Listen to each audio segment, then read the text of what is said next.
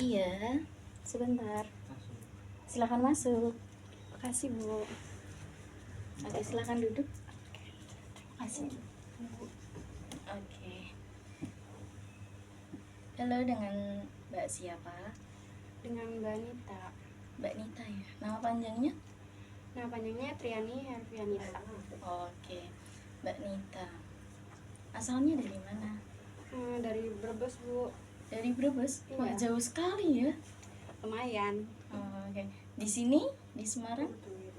Ngekos sendiri di dekat kampus. Ngekos sendiri. Nggak ada teman yang sekelasnya gitu?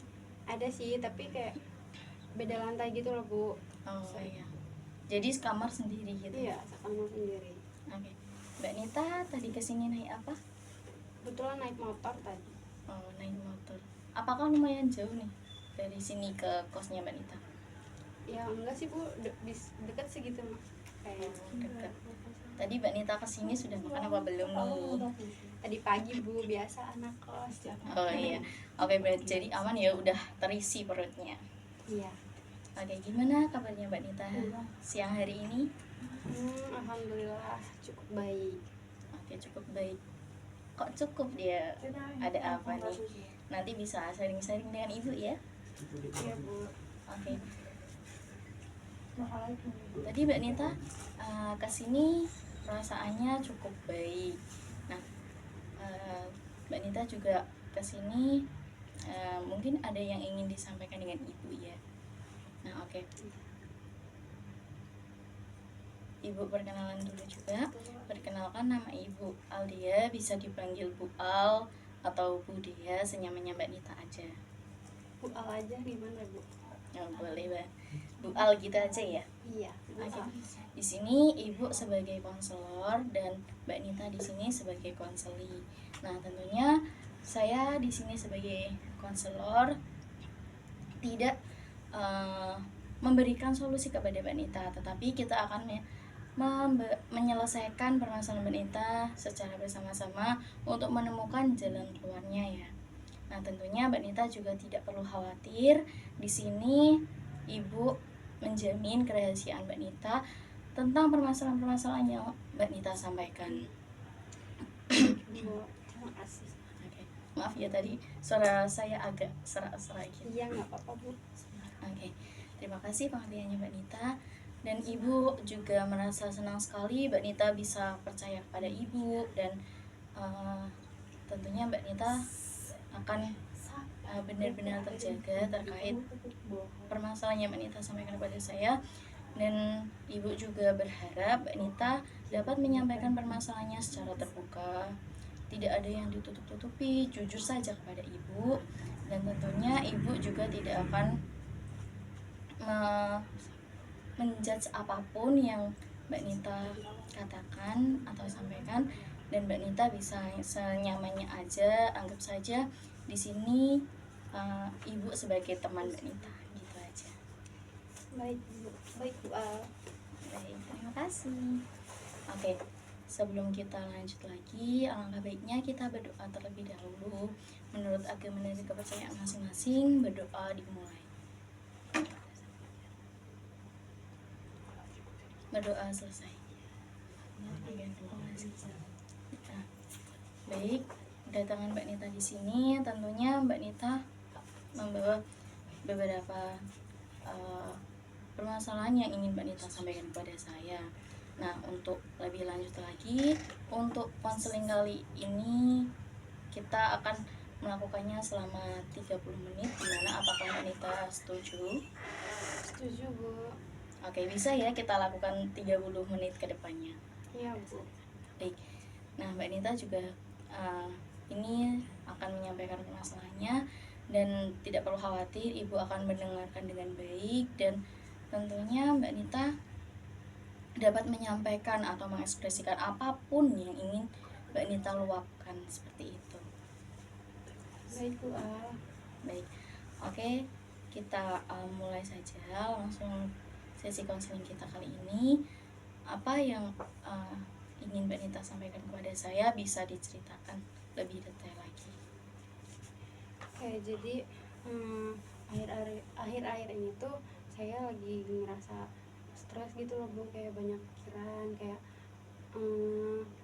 sekarang kayak nggak betah gitu loh Bu tinggal di sini di kosan atau di Semarang lebih Iya. tepatnya ya. Kayak sekarang tiap malam kayak lebih sering nangis gitu loh Bu, kayak pengen pulang terus sama ingat orang-orang di rumah terus, jadi kayak bawaannya sedih gitu, kayak nggak mood ngapa-ngapain, terus inget orang rumah gitu. Apalagi kalau habis teleponan terus pasti kalau misalkan udah nih teleponan sama orang tua selesai, pasti saya di kosan nangis gitu loh Bu, kayak pengen pulang ya, nggak betah kayak gitu. Nah, oke. Tadi Mbak Nita menyampaikan Mbak Nita merasa stres, terus merasa kesepian, terus ingin pulang di rumah. Nah, permasalahan yang sekiranya benar-benar mengganggu Mbak Nita saat ini nih, yang menjadi poin penting Mbak Nita yang mana? Itu tadi sih Bu, apa namanya, rasa apa ya, stres atau apa sih, kayak homesick gitu loh Bu, biar saya pengen betah lagi di sini kayak gitu. Oh, jadi Mbak Nita merasa di Semarang ini juga merasa kesepian juga. Oke. Nah, kalau Ibu boleh tahu nih, Mbak Nita merasa kesepian di Semarang karena apa? Kan tentunya Mbak Nita di sini berkuliah ya. Nah, Mbak Nita berkuliah, tentunya kan bertemu teman-teman banyak nih di ruang kelas ataupun di tadi kan Mbak Nita juga mengatakan kalau di kos ada temennya, nah kan itu bisa diajak main. Nah, kalau boleh tahu Ibu, Mbak Nita itu merasa kesepiannya karena apa? Mungkin gara-gara kemarin kan habis liburan semester ya Bu. Nah liburan semesternya kan yang lumayan cukup lama, yang sebulan setengah kalau nggak salah. Nah mungkin masih perasaannya masih kayak di rumah gitu loh Bu, soalnya kayak kelamaan di rumah, jadi pas balik lagi ke sini kayak masih belum nyaman, belum terbiasa lagi gitu ibaratnya. Jadi Mbak Nita merasa masih terbawa dengan suasana di rumah dan belum bisa menyesuaikan diri juga di Semarang lagi karena kemarin ada libur panjang gitu ya. Iya. Nah, oke. Nah, Ibu ingin bertanya kepada Mbak Nita, coba ceritakan apa nih yang Mbak Nita inginkan dari permasalahan yang Mbak Nita alami. Tentunya yang saya inginkan tuh kayak saya mau bisa beradaptasi dengan baik lagi gitu Bu, kayak sebelum-sebelumnya, kayak saya biar bisa betah lagi di sini, biar nggak nangis lagi tiap malam, kayak mau ya beraktivitas dengan normal kayak biasa gitu loh Bu. Kalau malam juga biar nggak terlalu kepikiran yang orang-orang di rumah terus gitu. Baik. Nah, tadi Mbak Nita juga mengatakan biar ingin beradaptasi di Semarang lagi, terus biar tidak cepat kangen dengan rumah lagi karena kan Mbak Nita ada tanggungan juga di Semarang gitu. Baik. Nah, tadi Mbak Nita juga sudah mengatakan keinginan Mbak Nita dari permasalahannya. Nah, upaya apa sih yang sudah Mbak Nita lakukan terkait mengatasi permasalahannya ketika Mbak Nita kangen rumah lagi, terus ingin beradaptasi dengan lingkungannya lagi karena kan kemarin sempat libur gitu. Nah, upaya yang sudah Mbak Nita lakukan yang seperti apa? Sejauh ini sih saya untuk mengatasi itu, saya itu apa namanya, sering keluar sama teman-teman gitu loh Bu, kayak main, kayak kalau lagi moodnya bagus kayak main keluar sama temen, ngajak main temen keluar tiap malam kayak gitu. Atau enggak kalau misalkan abis pulang kuliah kayak nunggu kelas berikutnya, saya suka buat ngajak teman-teman ke ayo yuk ke kos aku, kayak makan atau tidur gitu. Tentunya biar saya ada temennya juga gitu ya Bu, biar nggak merasa kesepian mungkin kayak gitu. Nah kadang saya juga minta apa, temen buat nginep, buat temenin saya seperti itu. Nah, pas ketika Mbak Nita ngajak teman-temannya nih, nah yang dirasakan Mbak Nita waktu ada temennya pas dan ketika Mbak Nita tidak ada temennya tuh gimana perasaannya? Pas ada temen sih pastinya seneng gitu loh Bu, kayak ya pasti kan ngobrol-ngobrol sama teman, santai-santai, happy-happy kayak gitu. Nah kalau teman-teman udah pulang nih kan, kayak tadinya di kos rame gitu ya Bu, abis seru-seruan, ibaratnya kayak ketawa-ketawa bareng pasti kalau sama teman-teman. Terus pas teman-teman pulang kayak di kos sepi lagi gitu loh, kayak ini nggak enak gitu loh Bu suasananya gitu. Nah, Mbak Nita merasa itu apakah ketika teman-temannya udah pulang nih, nah Mbak Nita tetap berlarut-larut dalam kesedihannya Mbak Nita kalau teman-temannya pas pulang, terus kok aku merasa sepi lagi nih, kayak gitu, gimana? Kadang saya alihin itu aja sih Bu, apa namanya, main handphone, kayak nonton YouTube yang seru-seru lah gitu ibaratnya. Atau kan saya juga suka drama Korea, nah kadang saya biasa apa, biar nggak kesepian lagi, biar ada mood baru lagi, mungkin saya bisa bukan mungkin, apa namanya, saya suka nonton itu tadi, drama Korea ataupun nonton tontonan YouTube yang lain gitu. Ya, apakah cuma hanya menonton handphone saja? Tapi kan kalau misal nih temennya main pas sore, nah kan tidak mungkin ya, maksudnya Mbak Nita bermain handphone ketika pas temennya sudah pulang sampai malamnya lagi, kan kayaknya tidak. Nah, aktivitas apa saja nih yang sekiranya bisa mengajak Mbak Nita buat tidak berlarut dalam kesendiriannya, kesepiannya, terus biar tidak ingat rumah lagi nih, biar tetap bisa merasa senang stay di Semarang. Kadang itu sih Bu, apa namanya, saya teleponan sama teman saya yang kayak yang bukan nggak kuliah di sini. Kayak, kan saya ada teman dekat dari kecil gitu, nah itu sekarang kuliahnya di Yogyakarta. Nah kami sering telepon-teleponan gitu loh Bu, kayak aku lagi ini nih, terus dia oh ya udah ayo tak temenin cerita. Kadang kayak teleponan gitu, atau enggak saya nyamperin temen yang di kamar atas, kayak main ke temen sekos yang satu kelas yang sekos di bareng gitu loh Bu. Kan saya di lantai bawah, nah teman saya kayak di lantai atas gitu, kadang saya nyamperin ke atas gitu. Nah, Mbak Nita juga sudah tahu nih kalau misal perasaannya kalau ada temennya dan kalau misal tidak ada temennya, terus dan aktivitas apa sih yang harus Mbak Nita lakukan biar Mbak Nita tidak merasa kesepian lagi. Nah, Ibu juga mau tanya nih terkait gimana, apa sih hambatannya ketika Mbak Nita merasa bahwa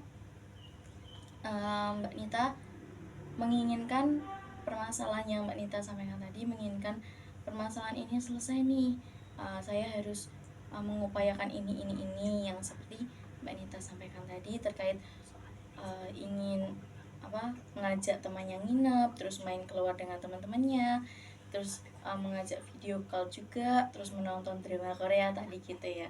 Nah, hambatannya nih terkait keinginan Mbak Nita apa aja? Mungkin kalau keseringan main keluar gitu ya Bu, kan itu boros juga di keuangan gitu. Nah kalau saya tiap malam keluar main sama teman-teman, pasti kan pengeluarannya kayak double gitu ya Bu. Terus yang kedua, kayak kalau mau pergi nih, terus tiba-tiba suasana hatinya nggak mood gitu loh Bu. Yang tadinya mau pergi tuh seneng, kayak mau pergi main nggak kesepian lagi, tiba-tiba kok males banget, males keluar, males ngapa-ngapain. Terus pikir ini apa, langsung keinget sama orang-orang yang di rumah gitu loh Bu, kayak ini kalau di rumah enak kumpul-kumpul nih, kalau di sini kok gini terus kayak gitu. Gitu ya. Jadi Mbak Nita tetap kalau pas hambatannya kalau ngajak main temen tuh kadang gak mood, kadang terus tiba-tiba males aja gitu. Nah, hal yang sekiranya memicu Mbak Nita nih munculnya kayak kok tiba-tiba gak mood padahal udah siap-siap nih. Nah, terus Mbak Nita tadi juga mengatakan kok tiba-tiba malas, terus tiba-tiba kangen dengan keluarga. Nah, hal yang sekiranya memicu dalam kondisi tersebut itu yang seperti apa? Yang dapat memicu mungkin ya ini sih Bu, keinget terus sama di rumah, kayak ini kalau main di rumah sama teman-teman rumah enak, kalau di sini kadang bosan juga gitu. Itu kan keseringan keluar gitu loh Bu, kayak ngebandingin kalau di rumah sama si ini enak loh gini gini gini. Terus kan kalau di rumah pasti teman-teman saya juga lebih tahu saya gitu loh Bu, soalnya kalau yang kan sekarang di sini kuliah baru gitu ya Bu, jadi belum dekat banget sama teman-teman. Jadi kalau mau menunjukkan diri apa menjadi diri sendiri gitu yang saya banget gitu susah gitu loh Bu, takut teman-teman juga risih gitu. Nah, tapi apakah Mbak Nita sudah bisa kayak menyesuaikan nih terkait ketika kan biasanya di perkuliahan kan ada kayak presentasi, terus kerja kelompok. Nah, itu Mbak Nita itu sudah bisa menyesuaikan apa belum?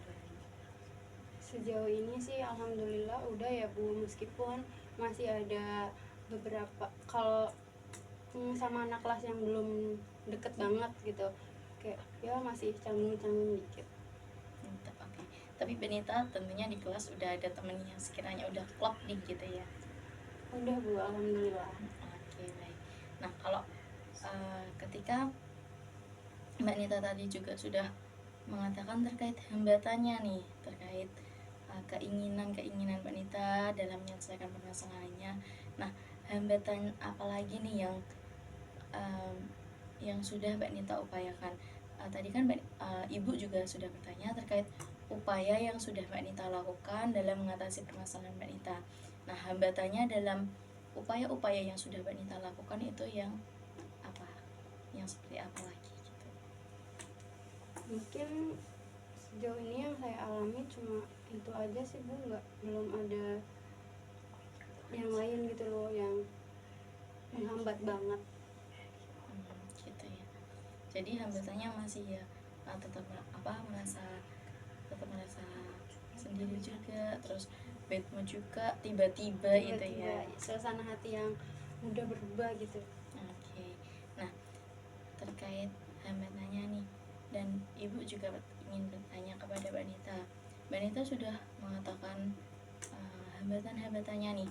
Nah, yang ingin Mbak Nita rencanakan ke depannya biar Mbak Nita tidak merasa kesepian lagi nih, biar tetap merasa stay di Semarang, dan tentunya upaya-upaya yang akan Mbak Nita lakukan itu bisa berhasil. Nah, upaya apa yang akan Mbak Nita lakukan biar bisa mengatasi permasalahan Mbak Nita lagi? Mungkin upaya yang harus saya lakuin kayak saya harus bisa menerima keadaan gak sih Bu, kayak berdamai sama diri sendiri sama keadaan juga. Tentunya kan saya di sini saya kuliah itu juga atas dasar kemauan saya sendiri. Nah mungkin saya bisa beradaptasi kayak jadiin aja ini sebagai itu apa namanya proses gitu loh Bu, kayak rintangan gitu. Nah mungkin ya bisa berdamai sama diri sendiri kayak biar bisa menerima apapun itu gitu loh Bu, nikmatin aja gitu. Sama itu apa, semoga cepet bisa beradaptasi dengan lebih baik lagi, dengan nyaman lagi gitu dalam menjalani keadaan sekarang saat ini. Oke, biar bisa beradaptasi lagi, terus keinginan Mbak Nita juga upaya yang akan Mbak Nita lakukan berdamai dengan diri sendiri. Terus, nah, terkait upaya yang ingin Mbak Nita lakukan. Nah, kalau misal Mbak Nita nih ketika ada teman-temannya yang datang, nah tentunya kan biasanya Mbak Nita akan berfokus dengan teman-teman yang sedang main nih, tentunya kan tidak ingat dengan keluarga lagi gitu ya. Ibaratnya bukan tidak ingat dengan keluarga, tetapi beralih dengan berfokus pada main, terus lebih bersenang-senang lagi. Nah, rencana Mbak Nita biar Mbak Nita itu tidak tidak tetap memikirkan Mbak Nita itu harus pulang. Nah, itu yang Mbak Nita inginkan dari hal itu gimana biar tetap bisa video call dengan keluarga, terus biar tetap stay di Semarang gitu? Tentu itu gak sih Bu, seperti yang Ibu bilang tadi, kayak video call sama keluarga kayak gitu-gitu. Nah mungkin kalau saya lagi merasa kesepian atau kayak suasana hati yang nggak sedih banget gitu, yang nggak berubah-ubah, mungkin saya bisa langsung telepon atau video call sama orang tua saya atau adik saya gitu ya Bu, untuk bisa mengatasi hal tersebut. Kadang saya juga itu sih Bu, apa namanya, jarang gitu loh Bu video teleponan, video callan sama orang-orang rumah, paling seminggu juga beberapa kali. Nah mungkin habis ini bisa saya lakuin dengan rutin kali ya Bu, seperti itu. Baik. Nah, jadi Mbak Nita sudah ada gambaran nih ya, biar ketika saya nih tetap stay di Semarang, terus biar bisa kangen-kangenan lagi dengan keluarga. Nah, Mbak Nita juga sudah memiliki solusinya sendiri. Nah, bisa disampaikan kembali terkait solusi-solusi yang harus Mbak Nita lakukan ketika Mbak Nita mengalami permasalahan ini lagi. Seperti yang tadi sudah kita bahas ya Bu, Benar. yang pertama saya bisa mengajak teman untuk sering-sering main ke Iya. kos saya, ataupun saya yang menginap di kos teman kayak gitu. Nah terus bisa juga dengan pergi main keluar sama teman-teman. Yang ketiga bisa video callan nih, dirutinin lagi gitu sama orang tua, kayak mungkin bisa sehari sekali gitu ya Bu, atau 2 hari sekali gitu. Sama apa namanya, itu sih Bu, berdamai sama diri sendiri gitu ya Bu, mulai menerima keadaan sekarang. Ya, mulai menerima dengan keadaan sekarang yang Mbak Nita harus tetap stay di Semarang, karena Mbak Nita kan juga ada tanggungan juga di Semarang, dan orang tua kan tentu tidak melepaskan Mbak Nita di Semarang itu dengan dilepasin aja gitu. Tentunya kan orang tua juga percaya bahwa Mbak Nita di sini benar-benar dalam keadaan baik, dan Mbak Nita sudah tahu nih jalan yang harus Mbak Nita tempuh gitu ya di Semarang. Iya Bu. Oke, baik. Mbak Nita juga sudah tahu solusinya. Nah, dari tingkat keberhasilannya nih dari 1 sampai 100%. Nah, tingkat keberhasilan yang sudah Mbak Nita capai dalam mengatasi permasalahan Mbak Nita itu berapa? Mungkin 90% Bu. 90 ya. Berarti sudah cukup yakin ya bahwa habis ini Mbak Nita akan melakukan video call dengan keluarga lebih intens lagi, terus mengajak teman-teman untuk keluar, dan biar Mbak Nita tidak merasa kesepian lagi, dan tentunya Mbak Nita lebih berdamai dengan diri sendiri dan menyadari bahwa Mbak Nita stay di Semarang ini ada tanggung jawab gitu ya. Nah, kalau terkait 10%-nya nih, kenapa masih ada 10% nih yang tersisa terkait dari 100% itu tadi, yang masih mengganjal 10%-nya apa nih? Untuk yang 10%-nya mungkin itu aja sih Bu, karena saya belum mengupayakan secara maksimal apa yang upaya-upaya tadi yang ingin saya lakukan gitu. Nah, Mungkin oke. nanti kalau udah dilakuin secara maksimal dan benar-benar bisa nih, terus saya juga bisa mengatasi hal ini, baru jadi 100%. Nah, oke. Jadi 10%-nya Mbak Nita karena belum maksimal dalam mengupayakan solusi tadi. Nah, tapi ketika nanti Mbak Nita sudah mengupayakan, jadi Mbak Nita 100% nih sudah tahu solusi yang akan Mbak Nita lakukan ketika Mbak Nita mengalami permasalahan ini lagi. Seperti itu ya? Iya Bu. Nah, oke. Baik. Jadi Mbak Nita sudah tahu terkait solusinya. Nah, permasalahan Mbak Nita terkait ingin pulang ke rumah karena masih terbawa suasana rumah dan merasa sendirian, tidak betah di Semarang. Nah, Mbak Nita juga sudah tahu solusinya, sudah ada gambaran ya. Iya. Nah, oke. Coba Ibu bertanya lagi terkait apa sih yang sudah Mbak Nita dapatkan dari sesi konseling kita kali ini. saya dapetin selama konseling ini berlangsung, tentunya saya jadi tahu ya Bu bagaimana cara saya untuk bisa mengatasi permasalahan yang sedang saya alami. Terus saya juga jadi tahu nih upaya-upaya apa yang bisa saya lakuin gitu biar bisa keluar dari permasalahan ini seperti itu. Oke. Jadi Mbak Nita sudah tahu ya terkait permasalahannya apa dan solusinya yang bagaimana gitu.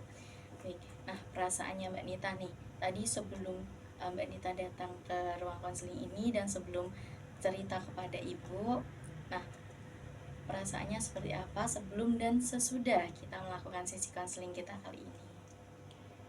Tadi kalau yang sebelum sih tentu saya kayak merasa sedih gitu ya Bu, kayak saya mau cerita tapi saya bingung nih ke siapa. Nah terus setelah menghubungi ibu dan cerita nih kita barusan kayak konseling, jadi sedikit bukan sedikit lega gitu lah Bu, kayak sudah tercerahkan gitu sekarang perasaannya, kayak udah plong gitu. Oke, jadi sebelumnya masih merasa sedih, belum tahu mau cerita ke siapa gitu. Nah, sesudah kita konseling, Mbak Nita sudah merasa lega dan Mbak Nita juga sudah tahu dalam mengatasi solusi-solusinya gitu ya. Iya, seperti Oke. itu. Nah, dari perasaannya Mbak Nita nih. Nah, rencana apa yang akan Mbak Nita lakukan setelah Mbak Nita keluar dari ruang konseling ini dalam mengatasi permasalahan Mbak Nita tadi? Rencana yang bisa saya lakuin tadi sih Bu, melakukan upaya-upaya yang telah kita bahas tadi. Mungkin bisa dimulai dari melakukan video callan lebih intens sama orang tua seperti itu. Nah, oke. Jadi Mbak Nita sudah tahu ya? Iya. Oke. Jadi kesimpulan kita kali ini yaitu terkait permasalahan Mbak Nita yang merasa kesepian, terus ingin pulang ke rumah, tetapi harus tetap stay di Semarang. Tetapi ketika stay di Semarang malah merasa sendirian gitu. Tetapi Mbak Nita juga sudah punya solusinya terkait mengajak teman-temannya untuk main ke kosan, atau Mbak Nita yang main ke kosan ke temannya. Dan Mbak Nita juga menyadari terkait tanggung jawab Mbak Nita di Semarang, dan Mbak Nita harus bisa menerima diri Mbak Nita sendiri seperti ini ya. Iya Bu. Oke, karena sesi konseling kita hampir berakhir dan kita sudah menyelesaikan permasalahan Mbak Nita, apakah ada yang masih mengganjal nih dari pembahasan kita kali ini yang mungkin ada yang mau Mbak Nita sampaikan lagi? Sudah cukup ya Bu, alhamdulillah sudah plong juga, sudah lega juga. Jadi semua sudah terluapkan, sudah tersampaikan gitu. Iya Bu. Oke, baik. Karena kita sesuai kesepakatan di awal, Ibu harap juga habis ini Mbak Nita bisa merasa senang lagi, bisa tetap stay di Semarang seperti itu. Baik Bu. Baik. Terima kasih juga Mbak Nita sudah bercerita dan percaya kepada Ibu, dan tentunya Ibu akan menjaga rahasia yang Mbak Nita sampaikan terkait permasalahan Mbak Nita gitu ya. Cintanya Bu, kalau misalkan saya mau cerita atau mau konsultasi lagi bisa langsung menghubungi Ibu. Baik, kalau Mbak Nita nih masih ada yang mau ingin diceritakan, yang masih mengganjal ataupun cerita-cerita kecil aja, bisa menghubungi Ibu lagi dan bisa datang ke ruang konseling kita kali ini juga. Baik Bu, terima kasih. Oke, terima kasih juga Mbak Nita. Dan karena kita tadi mengawali dengan berdoa, tentunya akan kita akhiri juga dengan berdoa. Baik, sudah nyaman? Sudah Bu. Oke, baik, karena kita tadi mengawali dengan berdoa, mari kita akhiri sesi konseling kita kali ini dengan berdoa juga. Berdoa menurut agama dan kepercayaan masing-masing. Berdoa dimulai. Berdoa selesai. Oke, jadi Mbak Nita sudah lega, sudah bahagia lagi, dan Ibu ucapkan terima kasih atas kedatangan Mbak Nita. Dan Ibu harap Mbak Nita baik-baik saja lagi ke depannya. Saya juga mau ngucapin terima kasih karena Bu Al sudah bersedia mendengarkan cerita saya, terus memberikan masukan juga gitu ya Bu, apa ya, mendengarkan gitu ya Bu, merespon juga seperti itu. Terima kasih atas waktunya, wejangan yang diberikan juga, terima kasih ya Bu. Baik, terima kasih juga Mbak Nita. Baik, ketika nanti Mbak Nita masih merasa ada yang mengganjal, kalau Mbak Nita tidak harus bertemu dengan saya, bisa lewat chat-chat aja bisa. Oke, terima kasih Mbak Nita, saya antarkan ke luar. Terima Hati-hati kasih ya Mbak Bu. Nita. Ya, terima kasih. Terima kasih.